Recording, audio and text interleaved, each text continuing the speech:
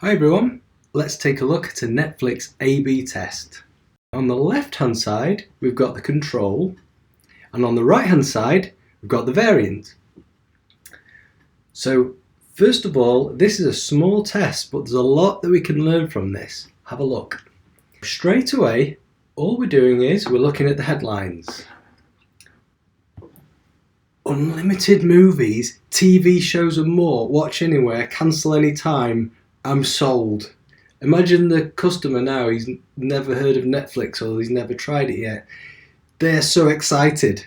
So let's see what we can do to convert them. You've got the customer's attention, the intent is high. So what Netflix are doing is on the left hand side, the control, they're saying try it now, and they'll take you through. They'll go through the form where you'll be asked more questions. But on the variant, they're adding in add an email address first, and that's a bit of a blocker. Netflix did this for a reason.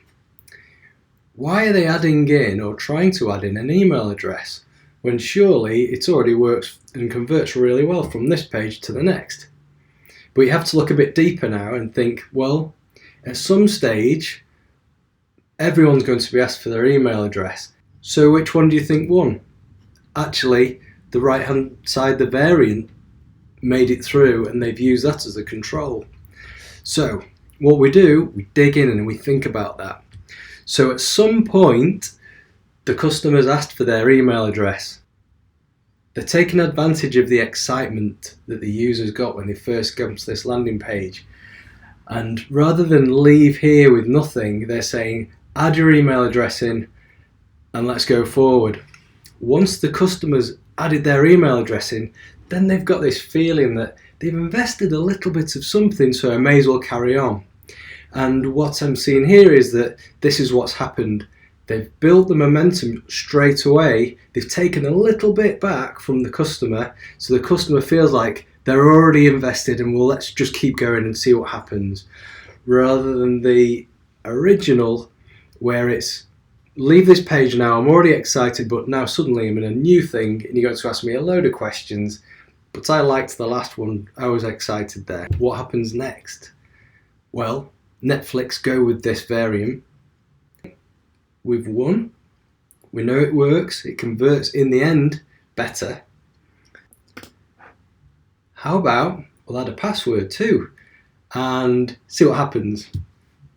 So in this one, we've got a case of the buckaroo effect, where you're trying to ask the customer for an email address, a password, now check in if you want the special offers, and suddenly you take turns at putting boots, buckets, and just about every old thing you can get your hands on to Buckaroo. But carefully does it, because you never know when he's gonna Buckaroo, Buckaroo. I'll tell you straight away, the variant in this case, on the right hand side, that didn't succeed, and they went back to the left hand side. There's different things going on here. If you ask for an email address, that's fine because it's logged, then later on we'll ask for a password. But here they're asking for an email address and a password before you've even tried anything.